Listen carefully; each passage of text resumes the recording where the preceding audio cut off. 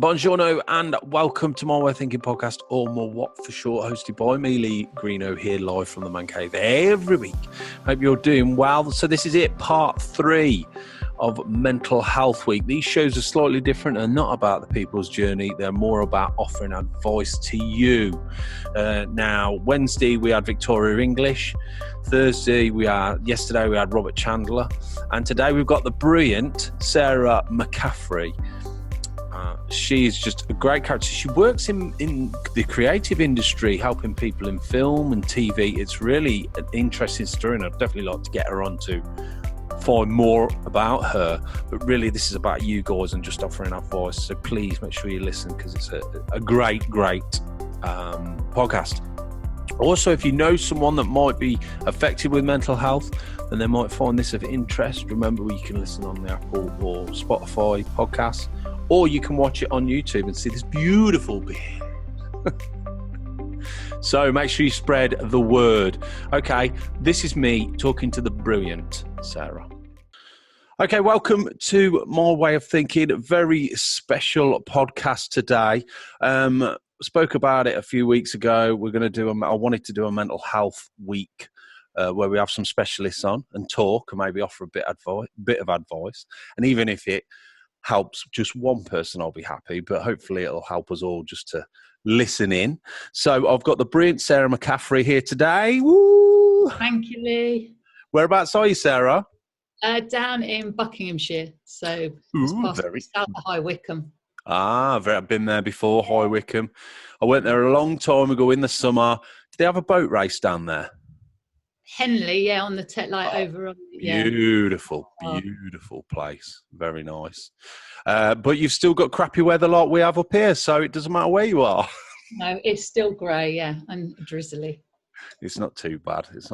I think, we'll talk a lot today about mental health, but yeah. I think the weather definitely doesn't help this time around, because when we had lockdown before, we had the sunshine, vitamin D, plenty of vitamin D. Definitely. I think it's made a massive difference. This time around, people are struggling so much more, and it is. It's, shorter days, it's dark, it's cold. Oh, makes a no. huge difference. Good old Britain. Now, so this has all come about by, I was reading an article, and because I'm so rubbish at preparation, I can't find the article now, but it was giving statistics, things like that. And the other reason was I wanted to do a special for this week is because I've spoken to a lot of friends and family, and it's noticeable that people that usually wouldn't say anything are saying, I'm struggling, and a lot more people are. And I think no matter how much you're struggling, whether a little bit or, a lot, everyone is, because this is something totally different to us all. We're stuck indoors. We're forced almost by the government to do these regulations and rules, and it will affect you regardless.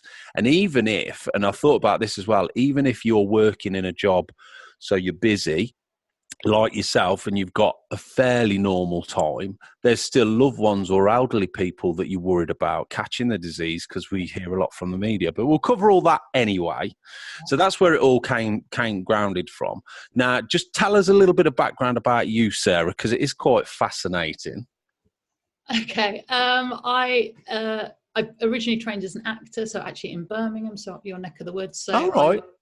Actor back in the day, and then I had sons in my early 20s, and so much later on, obviously years and years, I was then a training manager in film and TV production, and at the same time I trained to be a psychotherapist, counsellor, and as you do yeah, on my extra day. So I'm a counsellor, psychotherapist, and I've got a mental health company called Solace Mind that focuses really on supporting anyone, but especially in film and TV. So working with productions, studios, etc. Now, what interests me with that background is you started off as an actress. Yeah.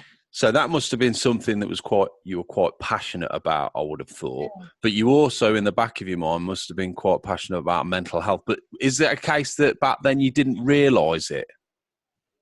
Yeah, I wouldn't say. I think it was never something I really considered. I didn't particularly like school or studying, so it wasn't really something I'd considered. And then I guess just, throughout my own experiences in my 30s, it was something that became much more interesting. And I decided that actually maybe that was an avenue to explore. I had no idea where it was going, which was quite interesting. I thought it was more about self-development, but actually, yeah, it's been an amazing journey. And and what's interesting as well is I have a lot of people on the podcast that start off in one place and end up a completely different place, but it's almost like it was meant to be. Yeah. Yeah, it's interesting. And because I work kind of in film and TV, I would never have imagined it would have been in the mental health arena. So yeah, it's an interesting journey. And I have had filmmakers on as well, and being a filmmaker myself, mental health is a big issue. And I'm not saying it's not the hardest job, but mentally, because you are creative, I always find that your thoughts are just always so overloaded. And the industry's hard as well. So I would guess, it's quite a busy period for you. Yeah. I mean, it is. I mean, the industry is tough. For lots of people, it feels a bit like an endurance, especially on kind of, big shoots and stuff. You just get through to the end, and then there's like this inevitable recovery. Not least because the hours are so crazy. I mean, they work crazy hours. So the demands are so great. So definitely at the moment, and I think with all the COVID, the new regulations, new filming practices, the industry, working in the industry, all the good bits, like, the social contact and the buzz, of course, you've lost so much of that. Because of the distancing and the mask. So I think it's particularly tough at this time for people. And it's interesting as well that within the film industry, I'm currently, obviously, while we have lockdown, you're thinking of lots of things to do. I'm not crazy enough to try and do some filming, which I know some friends of mine have. But I've thought about, I've been writing a new feature, and at the forefront always used to be budget. And now it's actually, right, if we need to film this while we're doing social distancing, I've actually been thinking that's at the back of my mind as well now. So it's another pressure, isn't it? Yeah, it's really hard. And I think especially with the big stuff, where everybody has to have a certain lanyard with a certain colour. So keeping people in their little bubbles. So it's a whole extra consideration on top. Now, this is a good, interesting question for you. Did you hear Tom Cruise's rant? I did, yeah, because funny enough, my old job, I was up by Warner Brothers Leavesden, so that's where we were based. So I did hear his rant on the thing, yeah. And what's your thoughts? My thoughts were, I know people that work in those kind of roles as COVID supervisors and stuff, and I know it's a particularly stressful job. I don't think that yelling and screaming at people is the right way, but I think the intent behind it to protect everyone and keep the shoot going so people didn't lose jobs.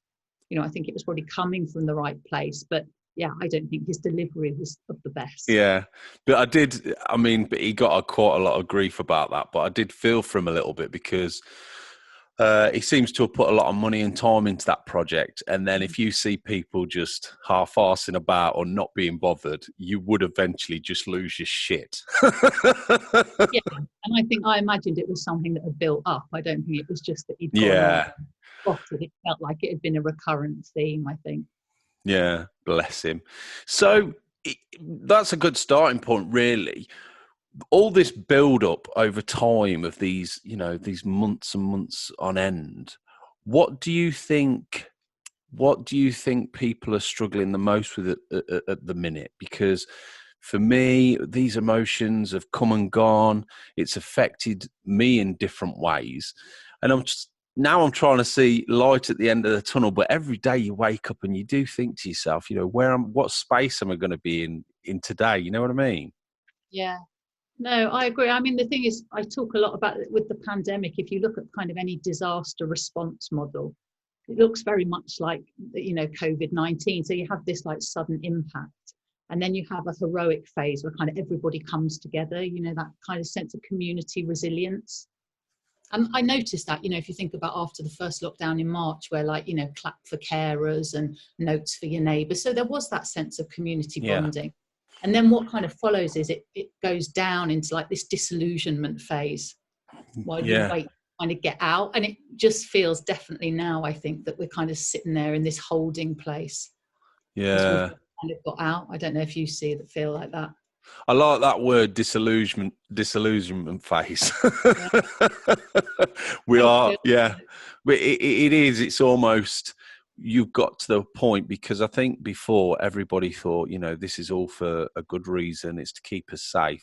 Whereas now the other emotion of I've had enough, I'm sick and tired of it, is starting to battle against the good side of it. Hence why we're seeing silly people have parties, but that's the extreme.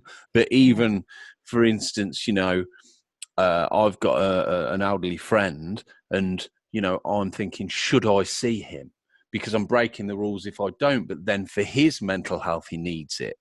Yeah. So now, this time, it's even more of a dilemma for me. What do you think? Do you think that is because we're just at the end of our tether? Yeah, I think there was an interesting study actually that came out in America. This is like uniquely challenging, because what you've got low certainty and no control. So normally in situations like if you're sitting an exam, you've got no certainty of what the outcome is going to be, but you've got some control because you can prepare. Likewise, if you get really bad news, you've got no control, but you've got certainty, you know what you're dealing with. So in terms of the pandemic, this is kind of waiting, and we have no certainty and no control, and that's really challenging.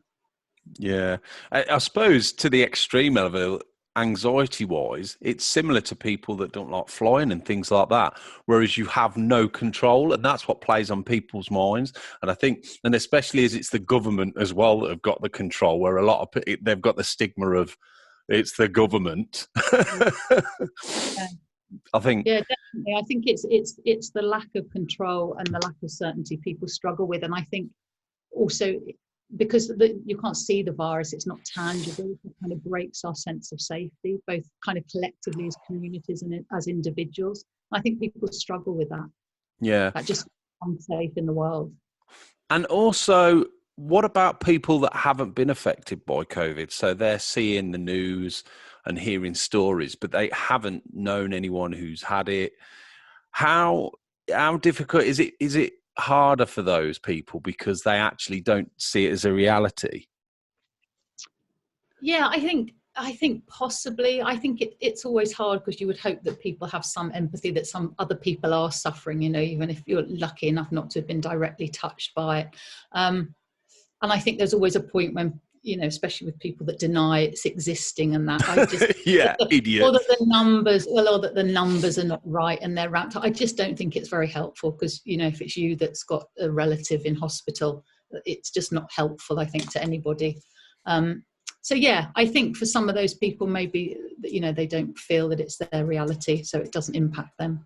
And that's annoying. Those people are real idiots. Yeah, I think it's tough. I don't think it really helps anyone. Because you should have, regardless, let's have a bit of empathy. And now that leads us to a good question, actually, because of the news. Now, the news is a pain in the arse sometimes. I always follow the news, and some people will follow the news because they want to know what's going on. The downside of that is it's been very negative, and I always try and put positive stories on the podcast. What effect do you think that's had on us? Because that's pretty impactful, isn't it? Yeah, I think it's difficult because obviously there's that sense that we're under threat. So kind of our survival instinct is to gather as much information as we can. Of course, we can access that stuff 24/7. So it becomes really intrusive. And what's quite interesting is with any kind of disaster response, there's two corresponding phases. So there's this like intrusive phase where you can't stop thinking about it. If you think back to first lockdown, I had friends who had every statistic on their phone, watching the news. And then you have a corresponding denial phase, which is where you just don't want to know what's going on. It's too much. And I think it's just being mindful, how much of that are you absorbing? Is it helpful to be reading the news before you go to bed at night or listening to the statistics? So it's all about self-care and working out, is it impacting you and making you more anxious? Yeah, I'll tell you what, the media, they're brilliant when they're brilliant, but they've been terrible, I think, these last 12 months.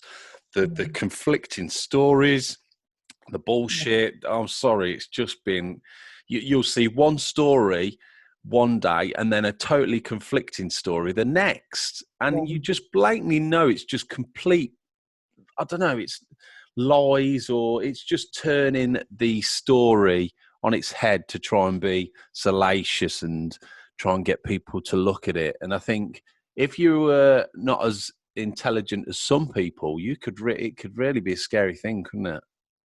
Yeah, I think it's easy to absorb all the negative bits, and I also think it's sort of because it changes so frequently, the advice, and it's just quite unclear for lots of people. Then I think people lose their faith and kind of trust, and that just adds to that sense of not feeling safe in the world.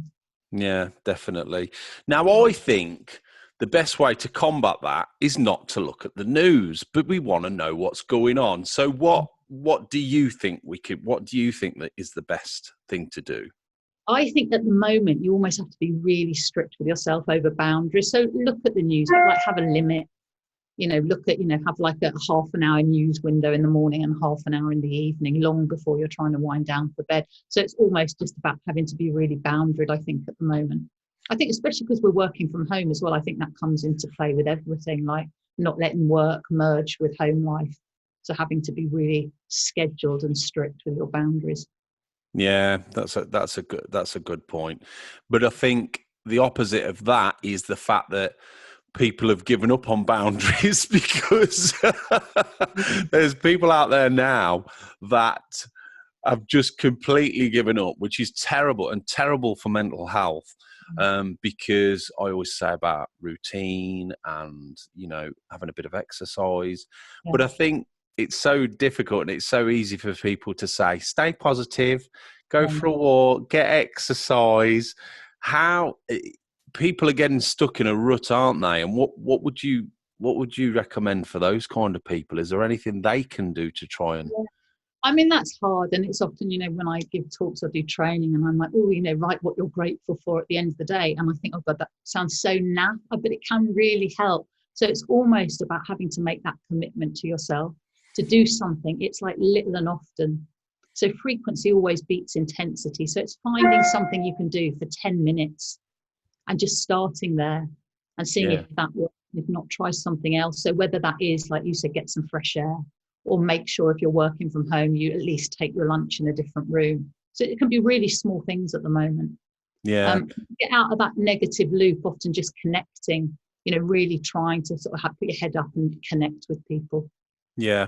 I think you have to just give yourself that push, willpower. I talk about running because I run, but I know not everyone can run. But for me, I hate running. I've been running for years and I don't enjoy it, but there's not one day I've come back from a run and felt terrible. So to go out really pushes me. But when I get back, I know it's good for me. And it's similar for anything, really. And you could relate that just to getting out of bed and getting changed, having a wash and a shower, can't you? Yes, it's a pain. Yes, it's inconvenient. Or you don't need to because nothing's forcing you. But you feel so much better afterwards, don't you? Yeah, I think that's true. I think even from my own perspective, I got my younger son's back from university and, he's doing that insanity fitness challenge from the... Yes. Yeah. He's in the living room, jumping up and down, sweating. Yes. Yeah. And every evening I say, we don't have to do it today, do we? And he says, yes, it's not the day off, but actually you always feel better, as much as it's incredibly tough to be doing star jumps at 6 o'clock.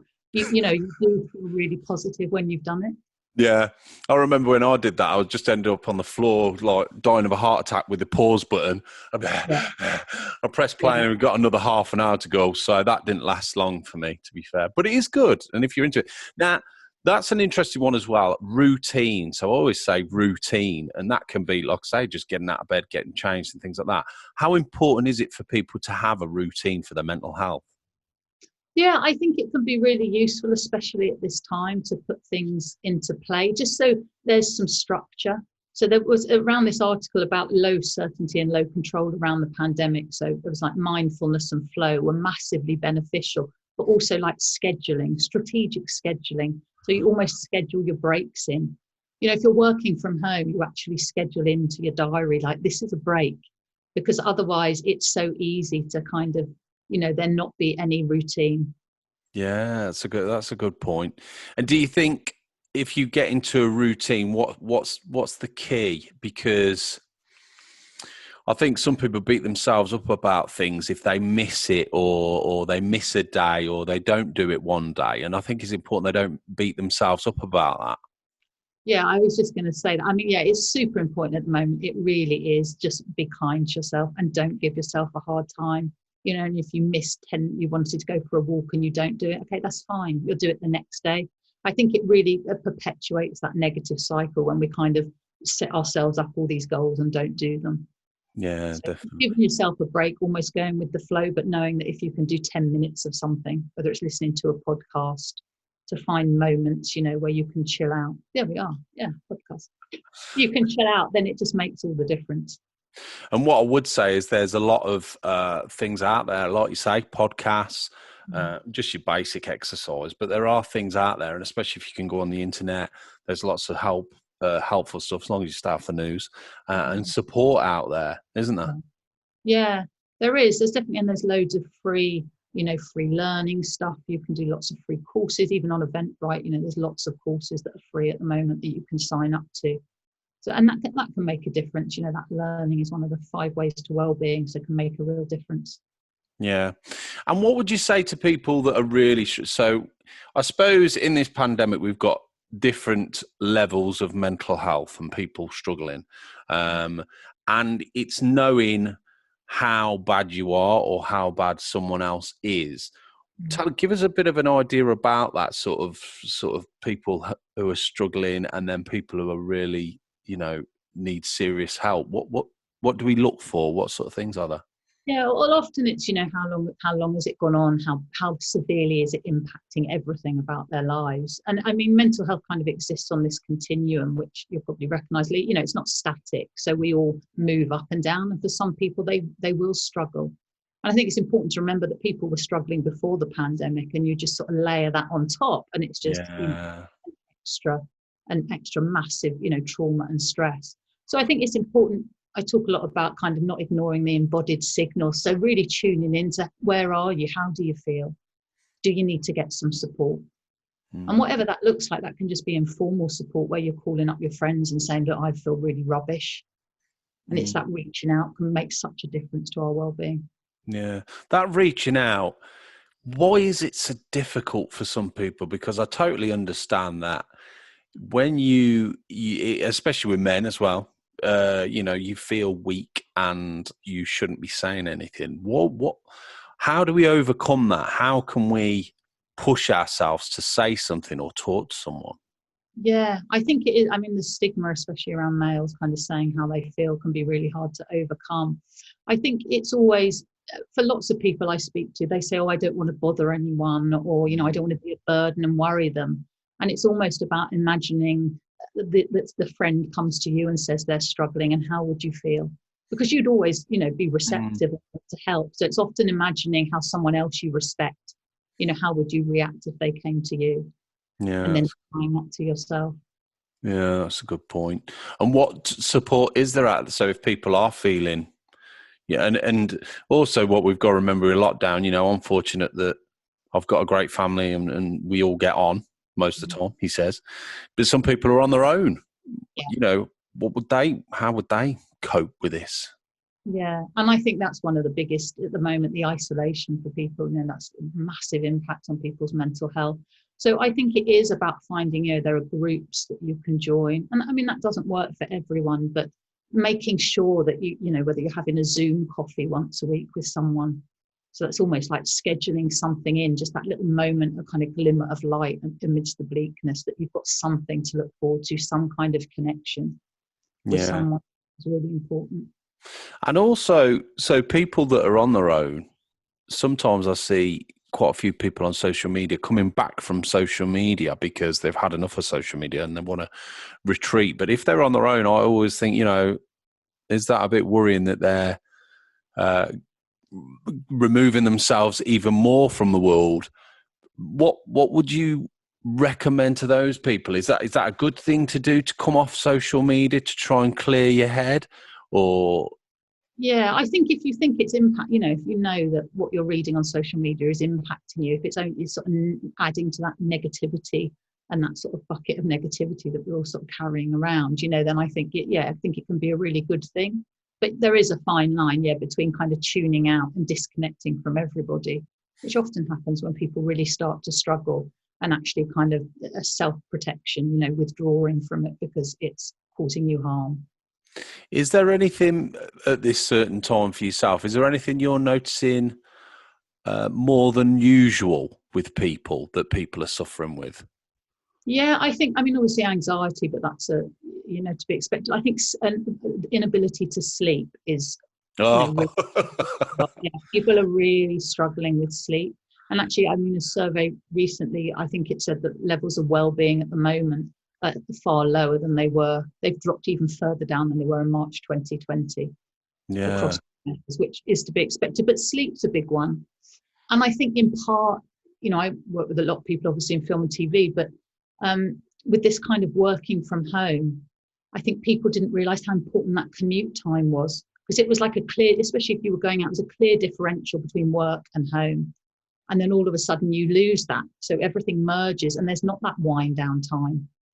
What did you do on the tube, or what did you do on the bus? That gave you that little breathing room before you stepped into the lounge at home. Yeah, that's a good point, that is. You don't even think about that, do you, when you're sitting on the train or driving to work, that's actually a time where it's sort of in between work and family life, and you are clearing your mind, thinking of work maybe. When you're coming home, you're leaving work. But now people are at home and at work. Yeah. And that really impacts sleep, because you almost need a bigger buffer zone between that winding down at the end of the day and going to bed, because you don't have those kind of clear demarcations between going to work and coming back. And what would you recommend? What do you think is the best way to sort of help with that? I think so. There was a really interesting study, I think it was the Wall Street Journal, and they worked out in New York that people's average commute was 50 minutes. And they asked what was everybody doing with those 50 minutes now everyone was working from home. And the result was that everyone was working harder. So What? Idiots. productivity was at an all-time high and mental well-being was at an all-time low. Yeah. So I thought that was really interesting. So often I talk about what can people do in that commute time. So you're, now imagining that you've got that commute time, what can you put in? Is it within that, whatever it looked like, 20, 30 minutes? You can read a book, or you can listen to a podcast, you can go for a stroll. So it's finding those things you can do. Maybe it's like your self-care commute now between kind of work and home. That's a good point, actually. And one thing I've tried to do this year, and I've been on about it, and I've tried bits and bobs in the past, is meditation and mindfulness. And I know it's not for everyone. And I'm not, but I found it's getting there. And I know it takes time, but it definitely makes a difference to me. Being obviously, I always have things going on in my mind: this podcast, that, film, stuff like that. It definitely gives me a bit of a clearer vision of what I'm doing, whereas sometimes I think people in any sort of walk of life see so many things. You have this to do, but then you've got this to do and that to do, and you've not got a clear vision on one thing, and that can really mess your head up. So I think that's, mindfulness is definitely a brilliant way if you can do it, of course. Yeah, I think so. Out of the study in the US that said uncertainty and lack of control was uniquely challenging, the two things that they found had a massive impact was mindfulness, and the other one was finding flow. So, that kind of state where you lose yourself, you're so totally absorbed. If you've got like teenage sons, like video games, because it's really clever, because you have to be significantly challenged, but not too challenged. So video games are brilliant at that, because the levels in. So it's that kind of, often for athletes, it's like being in the zone. So that state where you really lose yourself it can be really useful as well. Yeah, definitely. And as far as anxiety, there's lots of different forms of anxiety. I've never really suffered with it. My wife has. And there's lots of ways to combat that, isn't there? What sort of things, is there any sort of tips you could give us to try and combat anxiety? I think it's about kind of thinking about, it's often a negative thought. So it's a cognition that will drive like this really negative anxiety feedback loop. So it's about kind of catching that thought and challenging our thinking. So I get lots of people to ask, do I know that to be true? Because you have a thought and then you run away with it, and you get into this kind of anxiety loop where you then write this whole story based on a thought, normally really bad. So it's about questioning those thoughts. And I mean, there's lots of exercises, breathing exercises, grounding tools where you just feel your feet on the ground and you really slow your breath down.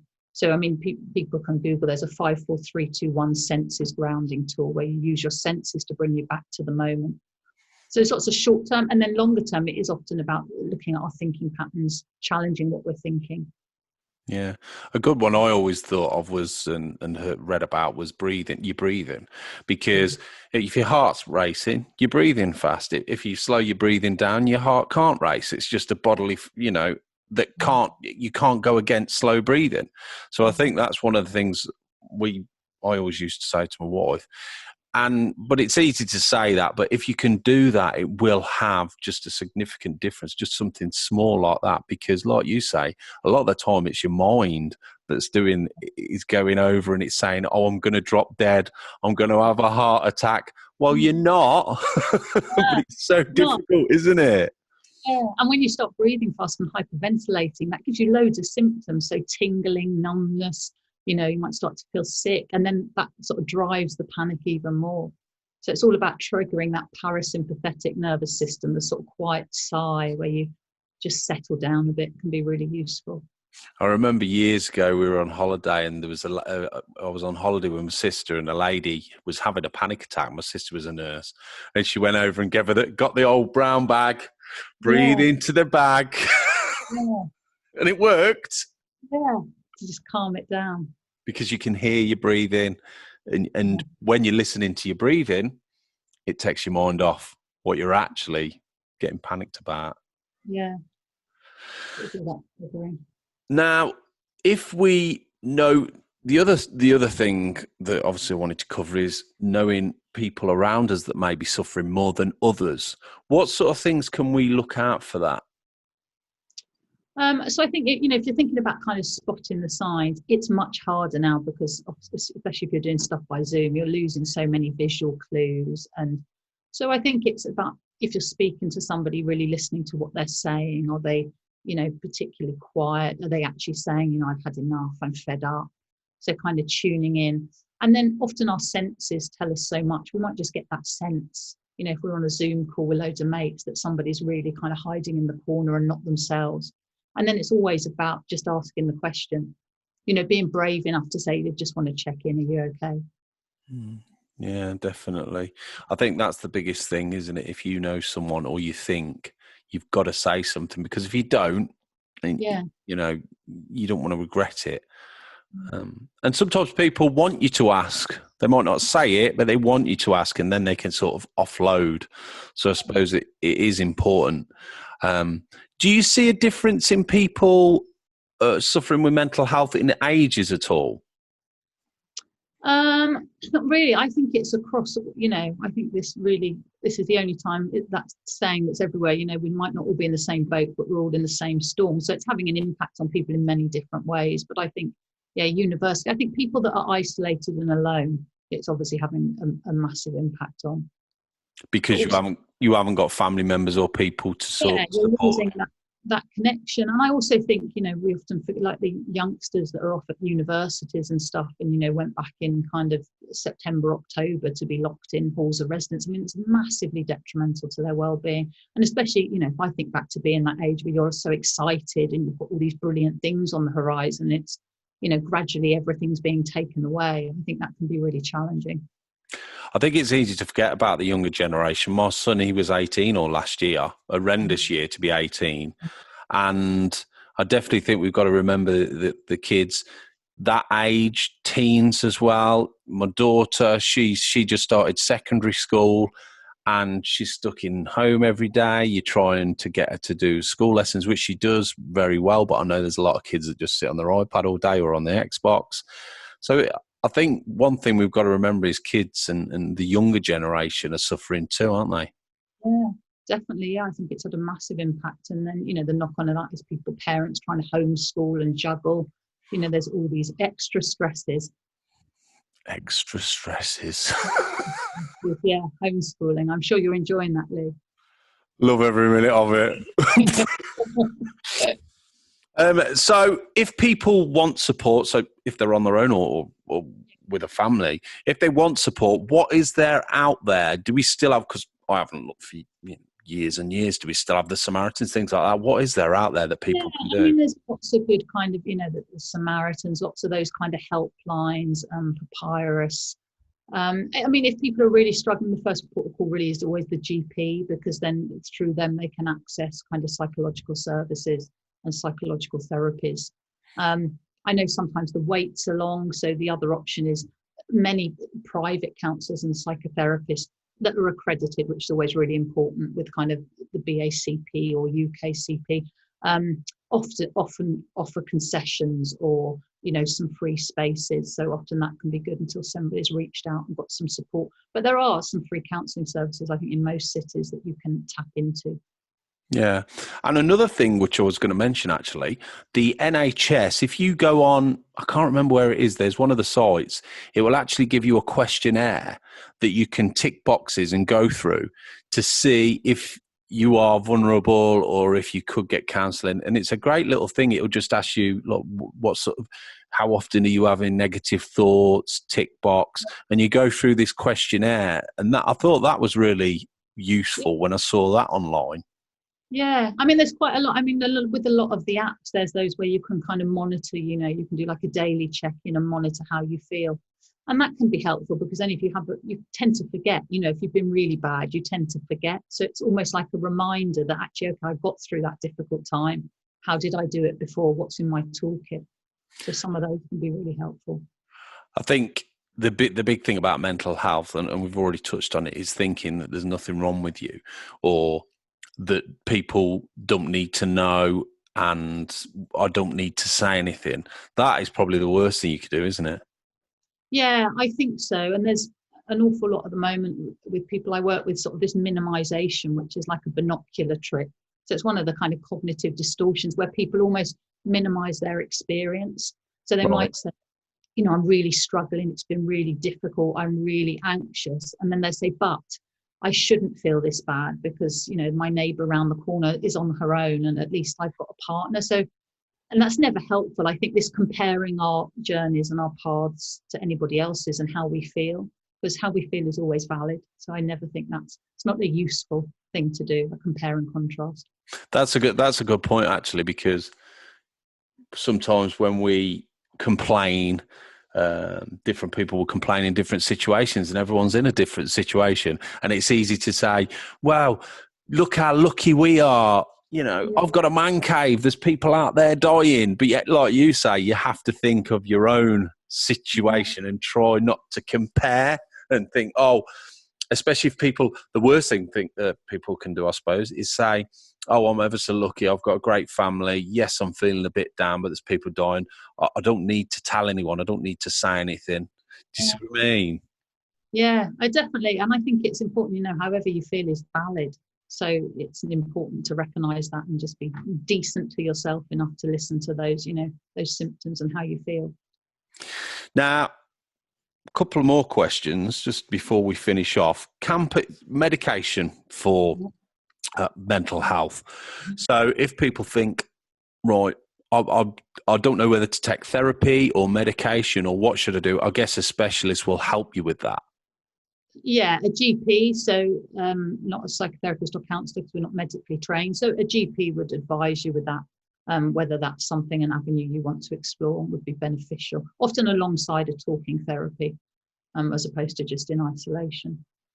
Is medication the last, not the last, but therapy is your first port of call? Would I be right in that, or? Not necessarily. I think it depends. I think every individual, has the autonomy to choose which is the best path for them. And I think GPs can advise, I guess, depending on where somebody is on that kind of mental health continuum, whether maybe they start with that and have counselling at the same time, or whether they try counselling first. So I think it's just completely individual, really, and up to the individual. And I suppose that's because mental health in itself is so wide-ranging and there's so many elements to it. Different people can react differently, different levels of depression. Would that be correct? I think mental health it's the same as physical health. So there's a million different physical, illnesses and things we can have, and it's the same with mental health. but the point is that stigma is the biggest barrier to recovery, and we can get sick and our mental health, we can start to struggle, but recovery is always possible with the right support and help. So that's the positive. Yeah. And I think stigma, like you say, is better.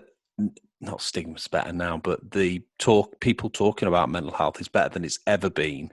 And you can talk about it quite freely with most people, and it's not frowned upon. Whereas years and years ago, we haven't got time to get depressed. We've got to win the war. Now, people, you can talk about it freely. People understand, and people do care a lot more when you say you're struggling with your mental health now. Yeah, I would agree. It's much easier to talk about, I think, for most people. I think that, the younger generation coming up will be even better because it's part of their culture and they're much more open to talk about their mental health. And that can only be a good thing. Definitely. I mean, if you look at it, you working in the film and TV industry for mental health. Imagine that 20 years ago. They would have laughed, wouldn't they? Yeah, they would have done it. Yeah, there's been a shift. There's a definite shift in people thinking about, really how can we support our crew and our teams in the most effective way. And will help with productivity as well, because if everyone feels a lot more freer and a lot more to concentrate. Yeah, it works better, runs much better to keep people in their jobs than having to replace. So, if we can, at the beginning, look at prevention and protection, what can we put in place to make sure that, work does not negatively impact people's mental well-being? And then if problems arise, what support can we offer? So I think that's such a, so important, prevention and protection. Definitely. Now, if people want to have a look at your website, or are you on social media at all, Sarah? I'm rubbish at social media, but you're more than welcome to look. So it's, at Solas Mind, SOLAS, and then Mind. Yeah, that's just very challenging as a one man sort of, running a company from being employed. I know, yeah, I hate social media, but I have to do it for the podcast and film stuff, and it's really annoying. And there we are slagging it off, but we need it. Yeah, I think it's just one of those things that takes time, doesn't it? You can spend so long doing it. Definitely. Yeah, Well, look, it's been an absolute pleasure having you on, Sarah, and giving us some brilliant advice and giving us your brilliant knowledge that you know about these things.